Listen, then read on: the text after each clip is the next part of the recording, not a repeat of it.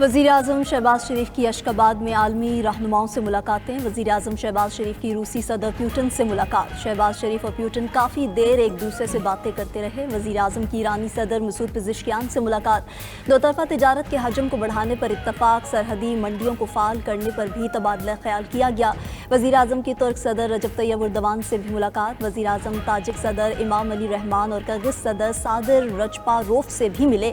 शहबाज शरीफ आलमी रहनुमाओं की तवज्जो का मरकज़ बने रहे। वज़ीर ख़ारजा इसहाक डार की ईरानी हम मनसब अब्बास इराक़ची से मुलाकात। पाक ईरान दो तरफ़ा ताउन और ख़ित्ते की सूरत हाल पर तबादला ख्याल किया गया। इसहाक डार किर्गिस्तान के वज़ीर ख़ारजा से भी मिले।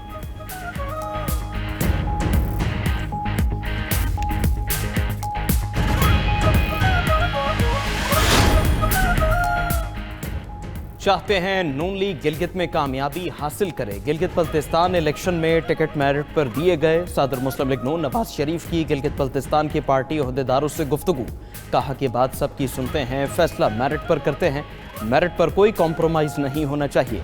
इंतखाबात के लिए बेहतरीन उम्मीदवारों का इंतखाब करना होगा। नवाज शरीफ ने मजीद और देरीना दोस्तों को अहमियत देंगे। उम्मीदवारों की जीत के लिए सबको मिलकर काम करना होगा।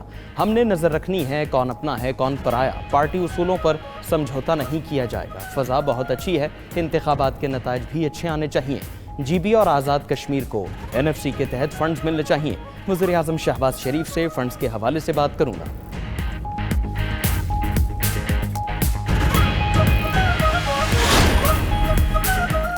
फैज़ हमीद ने ताकत का गैर आइनी इस्तेमाल किया। उनके गैर आइनी इक़दामात से मुल्क सियासी बहरान से दो चार रहा। फैज़ हमीद के खिलाफ फैसला आइन की फतह और कानून की सरबलंदी है। वफाकी वज़ीर पार्लिमानी अमूर तारिक फजल चौधरी की न्यूज़ कॉन्फ्रेंस। कहा कि फैज़ हमीद ने रियासती ओहदे को ज़ाती मफाद के लिए इस्तेमाल किया। रियासती मनसब को पॉलिटिकल इंजीनियरिंग के लिए इस्तेमाल किया गया। नवाज शरीफ को गैर आइनी गैर कानूनी तरीके से मनसब से हटाया गया। तारिक फजल चौधरी ने मजीद कहा कि बानी PTI समझते हैं कि अडयाला जेल उनका पार्टी सेक्रेटेरिएट है। PTI क़यादत होश के नाखुन ले, मनफी सियासत की अब कोई गुंजाइश नहीं।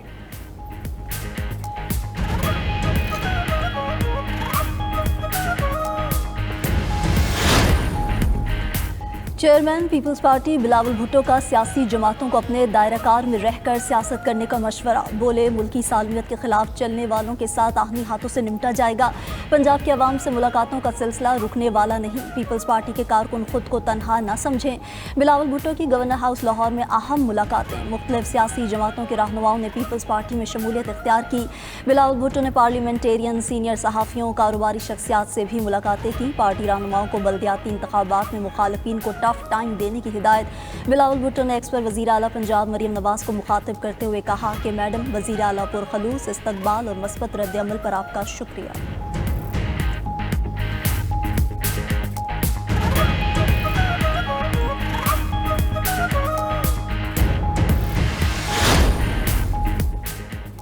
कर्ज प्रोग्राम के लिए IMF की 23 कड़ी शराइत सामने आ गई। खाद, ज़रूरी दवाओं और सर्जरी आइटम्स पर टैक्स लगेगा। तवानाई टैरिफ एडजस्टमेंट, लागत में कमी के लिए इस्लाहात की जाएंगी।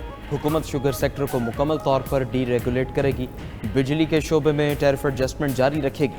तवानाई के शोबे में तमाम सूबों का बिजली और गैस पर कोई नई सब्सिडी न देने पर इत्तिफाक। आइंदा 2 बरसों में मुल्क भर में तमाम बड़े 40,000 रिटेलर्स पर पॉइंट ऑफ सेल सिस्टम नस्ब होगा। खाद और कीड़े मार दवाओं पर एक्साइज ड्यूटी 5% बढ़ेगी। आला कीमत वाली मीठी एशिया पर एक्साइज ड्यूटी लगेगी। स्टेट बैंक कोई नई कर्ज स्कीम मुतारफ नहीं कराएगा। करेंसी के कदर को लचकदार रखा जाएगा। वफाकी और सूबाई हुकूमत गंदम की इमदादी कीमत मुकर्रर नहीं करेगी।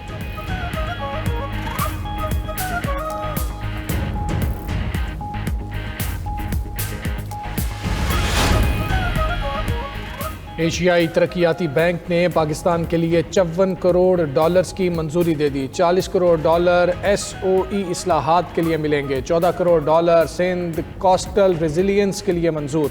एशियाई तरक्याती बैंक के एलामिया के मुताबिक रकम से सरकारी इदारों की कारकर्दगी और गवर्नेंस बेहतर बनाई जा सकेगी। कर्ज मंसूबे में नेशनल हाईवे अथॉरिटी की रीस्ट्रक्चरिंग भी शामिल। मंसूबे में $7,50,000 की तकनीकी मुआविनत भी फराहम की जाएगी। सिंध में मंसूबे से 5 लाख से ज़ायद अफराद मुस्तफ़ीद होंगे।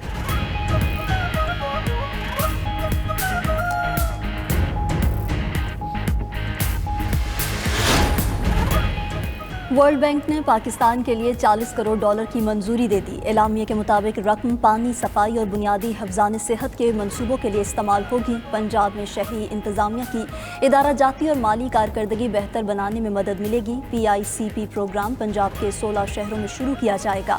پروگرام سیوریج سسٹمز، پانی کی ٹریٹمنٹ پلانٹس کی بہتری اور بحالی میں مدد کرے گا۔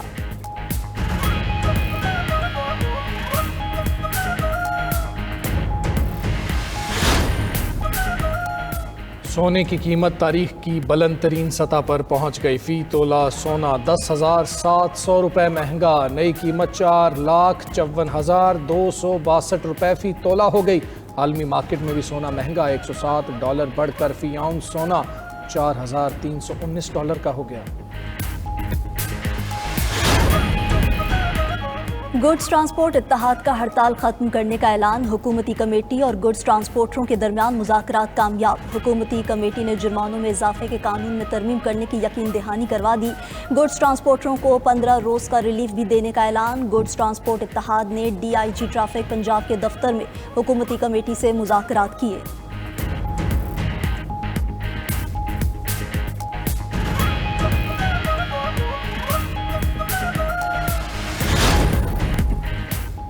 وزیر اعلیٰ پنجاب مریم نواز سے نیدرلینڈز کے سفیر کی ملاقات۔ تجارت، سرمایہ کاری، زراعت، پانی کے انتظام، موسمیاتی تبدیلی، ٹیکنالوجیکل تعاون اور عوامی روابط کے فروغ پر تفصیلی بات چیت۔ اعلیٰ تعلیمی اداروں، ٹیکنیکل ٹریننگ، واٹر مینجمنٹ، تعلیم اور تحقیق میں ڈچ تعاون بڑھانے پر اتفاق۔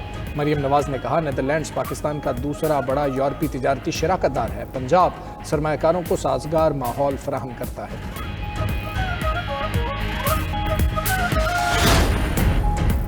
NFC اجلاس میں صوبائی حکومت کے لیے سب کمیٹی قائم کرنا خوش آئند ہے۔ وزیر اعلیٰ سہیل آفریدی کا کابینہ اجلاس سے خطاب، کہا کہ کمیٹی کی سربراہی صوبائی مشیر خزانہ کریں گے۔ سفارشات وفاق کو پیش ہوں گی۔ صوبے کے حقوق کے لیے تمام سیاسی اور قانونی راستے اختیار کیے جائیں گے۔ NHP اور NFC بقایا جات پر ہر ہفتے وفاق کو خط بھیجنے کی ہدایت۔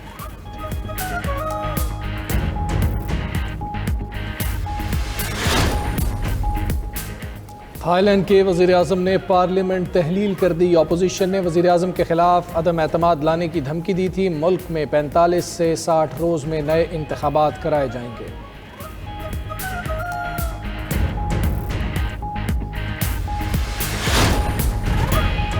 آسٹریا میں مسلمان طالبات کے اسکولوں میں اسکارف پہننے پر پابندی کا قانون منظور۔ نئے قانون کے تحت 14 سال سے کم عمر لڑکیاں اسکارف نہیں پہن سکیں گی۔ قانون سے 12,000 سے زائد لڑکیاں متاثر ہوں گی۔ خلاف ورزی پر 150 سے 800 یورو تک جرمانہ ہوگا۔ اس سے قبل پابندی کو عدالت نے امتیازی قرار دے کر ختم کر دیا تھا۔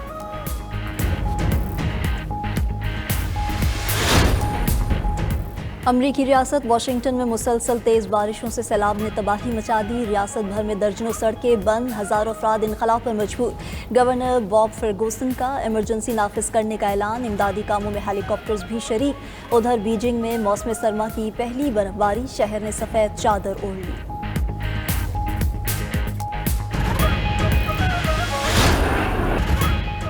چین نے دنیا کے سب سے بڑے ڈرون کا کامیاب تجربہ کر لیا۔ پائلٹ کے بغیر جیوتیان جہاز نے اپنی پہلی آزمائشی پرواز کامیابی سے مکمل کی۔ 16.35 میٹر لمبائی والا یہ ڈرون 6,000 کلوگرام تک وزن اٹھانے اور 12 گھنٹے تک پرواز کرنے کی صلاحیت رکھتا ہے۔ ڈرون سے گائیڈڈ بم، فضا سے فضا اور اینٹی شپ میزائل فائر کیے جا سکتے ہیں۔ ڈرون اپنے اندر 100 سے زائد چھوٹے ڈرونز لے جا سکتا ہے۔ اور جھلمکسی ڈیزرٹ چیلنج جیپ ریلی کے کوالیفائنگ راؤنڈ مکمل۔ کوالیفائنگ راؤنڈ میں مختلف کیٹیگریز میں 50 ریسرز نے کامیابی حاصل کی۔ پری پیڈ کیٹیگری میں جنید ہود کی پہلی position. Desert jeep challenge race rally میں کل سٹاک کیٹیگری اور خواتین کے درمیان مقابلہ ہوگا۔ Desert challenge jeep race rally کا فائنل 14 دسمبر کو ہوگا۔